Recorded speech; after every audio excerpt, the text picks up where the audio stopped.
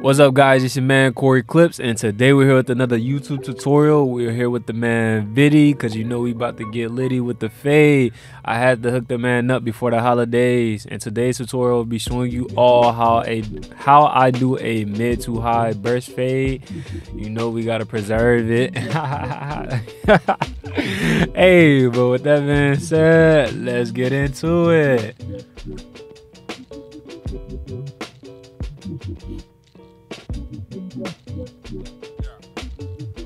Alright guys, so as you can see, anytime I have a client with a lot of growth, I always comb the hair, but I always debulk with my foreguard, and I have the lever all the way open as always. Really when it comes to debulking, it's preference. I just like to start with a foreguard because I don't like to have a lot of hair when I'm fading. And as you can see, I'm just flicking out with that flicking out motion, because it's like I'm scooping the hair, I'm not digging into it. So that way I'll still have a little bulk up top, so when I get ready to do my blend, you'll see that transition from that dark to light. And I forgot to mention, in this tutorial I am using the Wall Senior Cordless 5 stars, the Soul Edition, as I always say, which y'all know my letters falling off. It's time for some new clips. I need to get sponsored by all of them, to be honest. Do the unthinkable. Talk about unity. Yeah, like I always tell y'all, man, when it comes to these clips, I don't be having no type of like music, so it just, when it's silent, well, for me it'll be silent, but for y'all hear the whatever beat I put on, you know what I'm saying? But what was I doing? Goodness gracious. Yeah, you know how cool it is, you do your own voiceovers on your own work. I had to been like recording something. Dang. Oh, okay, I remember what it was. I lost my comb. That's what it was. My favorite comb, I lost it.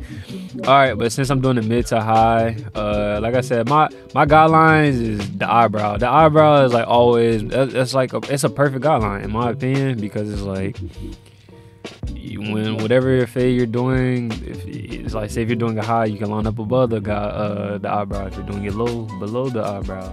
Mid, line it up with the eyebrow. You know what I'm saying? Like it's easy. All right, but as you see, I'm just doing my first my bald line. For him, I did use the forward shavers, and one thing that I always say when using the forward shavers is it's kind of almost like if you're using regular clippers. Dang, man, I'm over here trying to make sure it's extra bald. Yeah, it's, we got to get the man right for the holidays until he come back. But as I always say, I do like to a flicking out motion, because I don't want to create a hard line. So it's like, okay, dang, now I'm sitting here messing with this bald line, right? Trying to get that out, where if I would have just flicked out, and like I said, I also cut with them at an angle, it'll make it easier on me.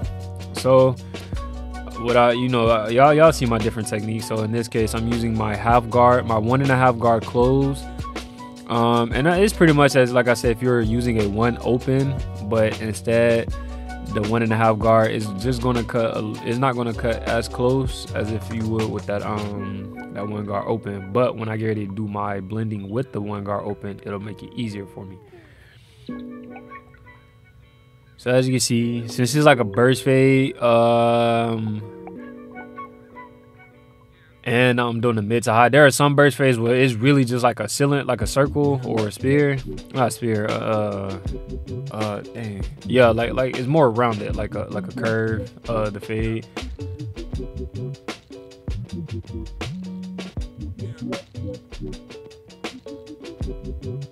Yo, hold up. Whose hand? What? Oh no, that had to be his hand. Cause, yo, what the?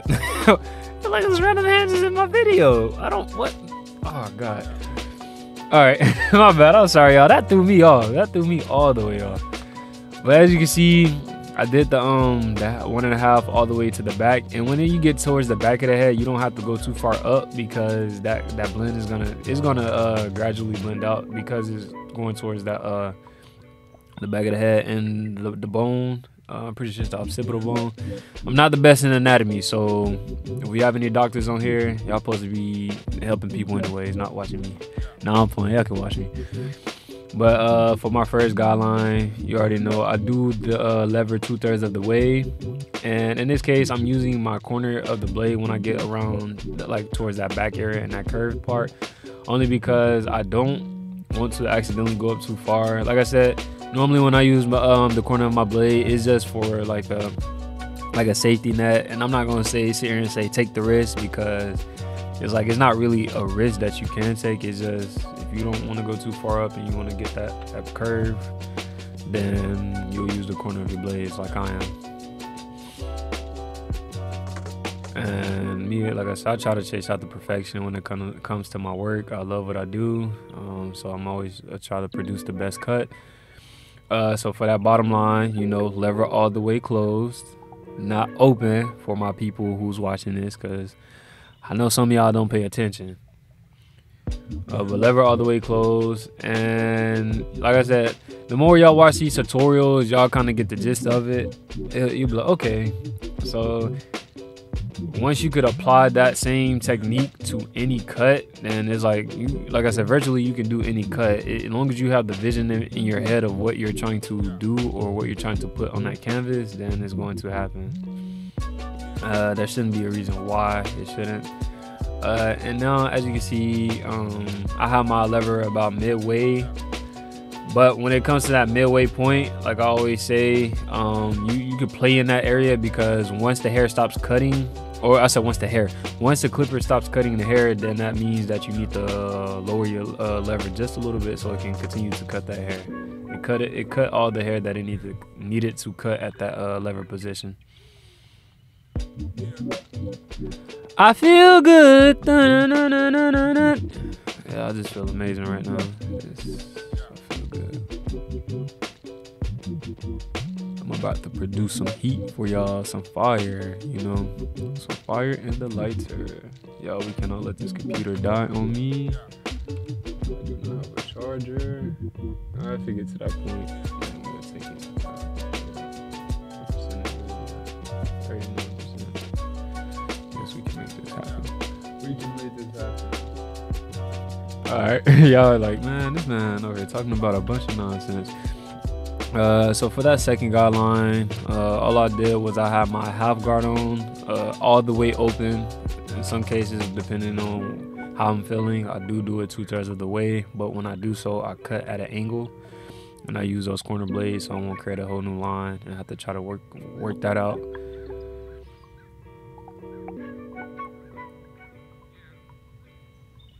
I feel good. Oh, that song's stuck in my head now. Look at G, man, in the back of my cut, man. All right, so for that bottom line, lever all the way closed, of course, and I'm going up about probably a little bit under halfway, but close to it. Depending on how dark you want your cut to be. And that's when that lever play comes into play. Like I said, me personally, I know after trying to perfect my technique, I know exactly what I can do. So when the hair starts to grow back, that transition will look flawless. Like around week 2, it won't look like they didn't get a haircut. It'll still kind of look like, man, you just got a cut. You know what I'm saying? So I know what I'm doing when I am cutting my clients.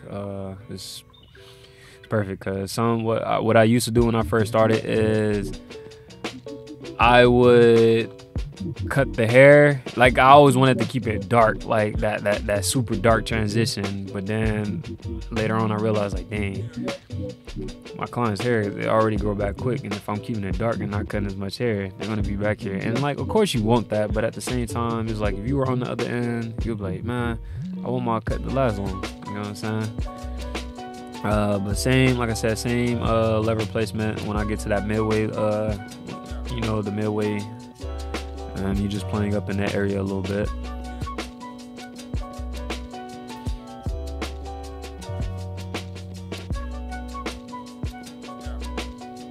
I feel good. Dun, dun, dun, dun, dun, dun, dun, dun, dun. So good. Dun, dun, so good. Dun, I feel amazing. Dun, dun, dun, dun.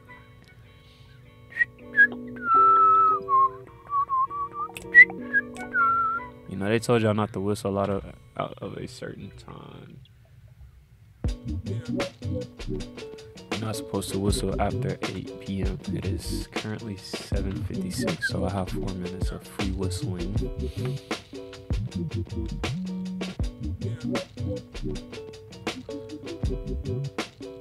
Yeah, am I looking for a comb again?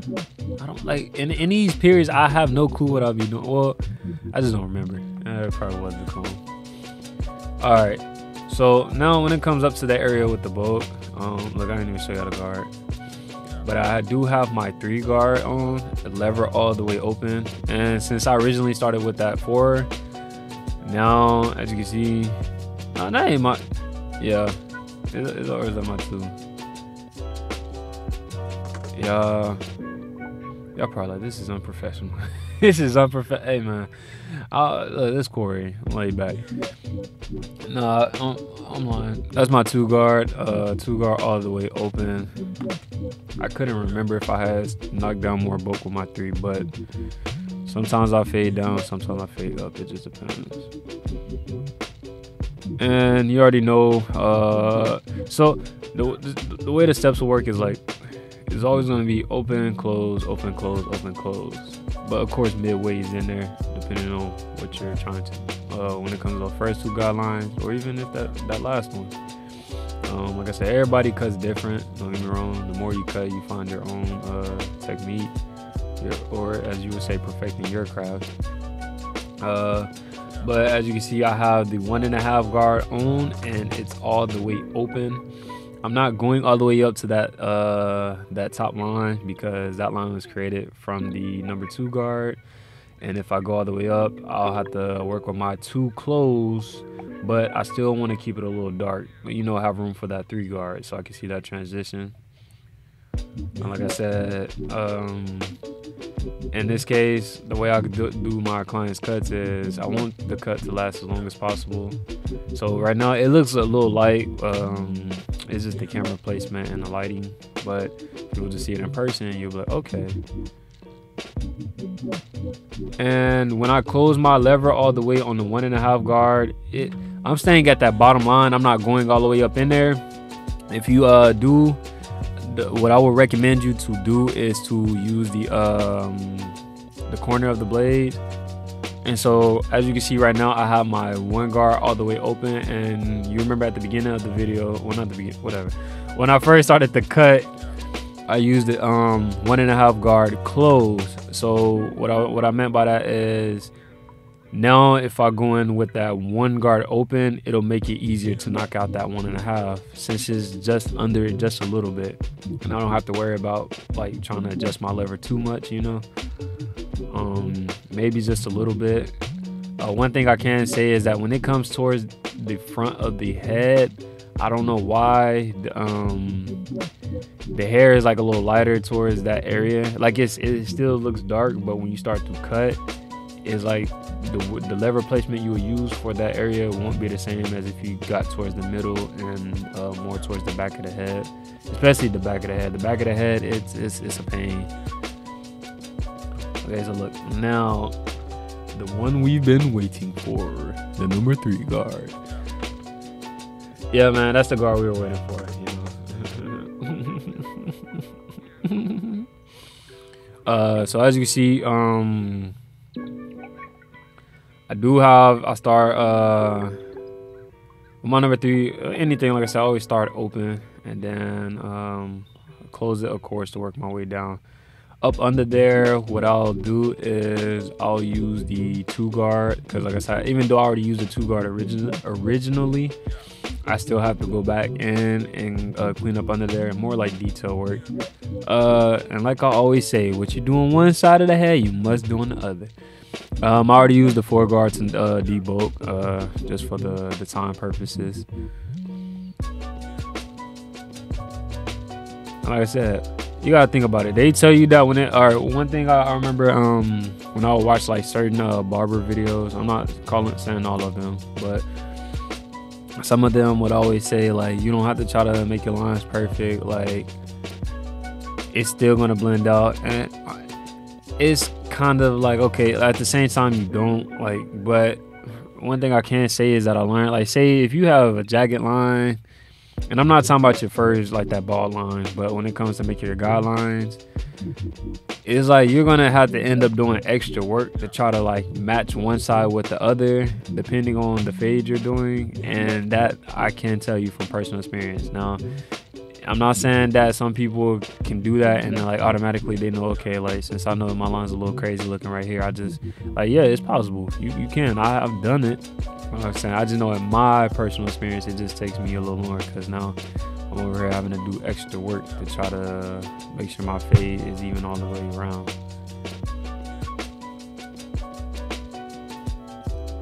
What is the time limit? What did I do this on? We learn how to mix and we ball, but we don't fall. Maybe fail a couple times, but we get up and that's all. Just look at that movement.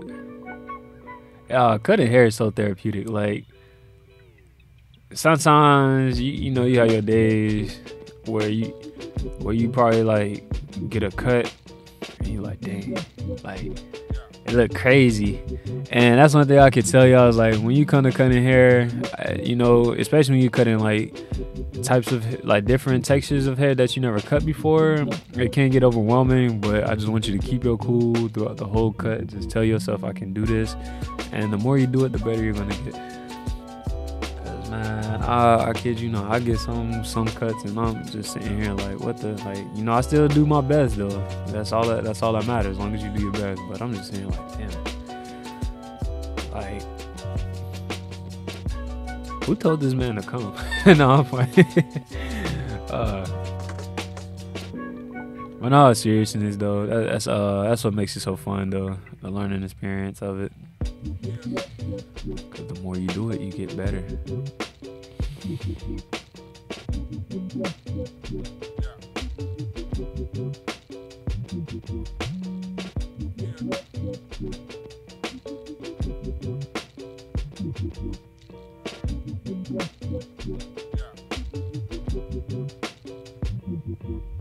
Yeah, it's random, but I remember when I first started barber school. Not in barber school. No, I'll say that for a different video. I'm gonna tell y'all like my barber experiences. I have some crazy ones. Off the chain, the Shazam. I don't believe I'm in here like praying to God that this computer don't die. But we're doing good. We're doing amazing, phenomenal, exceptional.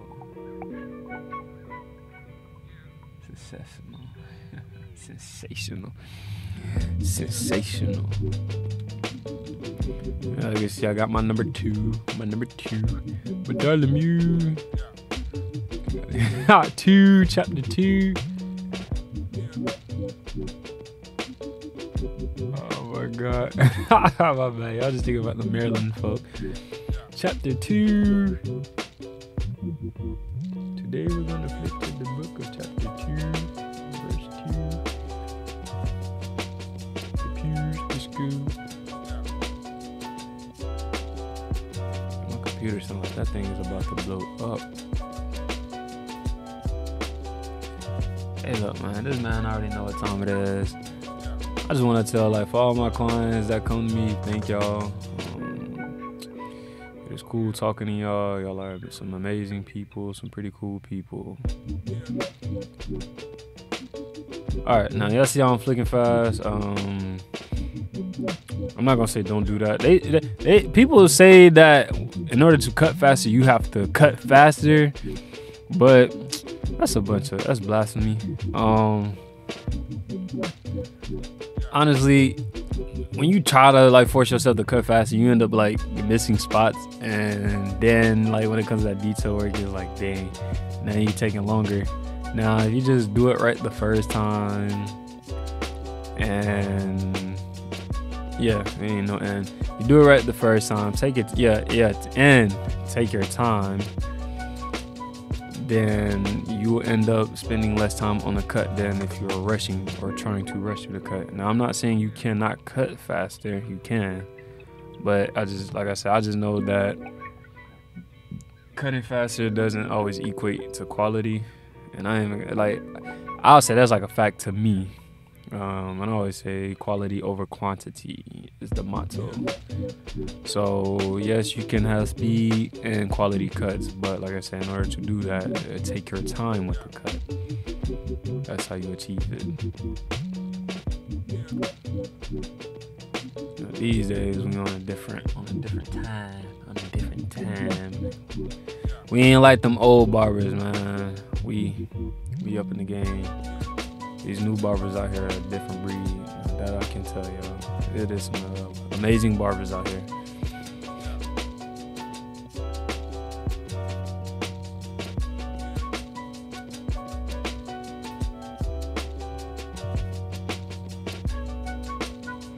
And at the back of his neck, he wanted it V'd off. So as you can see,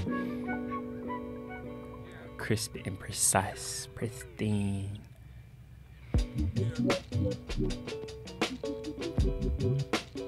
Just look at that. Oh my goodness. I'm like, it's like, okay, you expect yourself to do good on a cut, but you always overproduce. I can't remember what my teacher used to tell me. I don't know the word for it, but it's like when your client asks you for a certain thing, don't sit there and be like, yeah, I could do this or even better. Like, you just like, okay, like I'm gonna try, I'll try, or like, yeah, you can say, yeah, I could do it, but then that's when you overproduce. You let your work speak for itself, and then ta-da, that man already know what time it is. You know what I'm saying? Look at that cut, just fresh. Got that man right.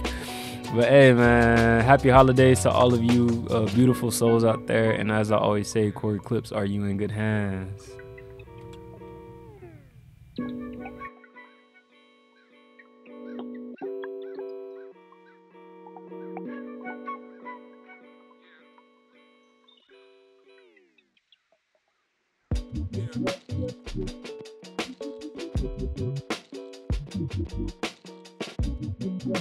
Yeah.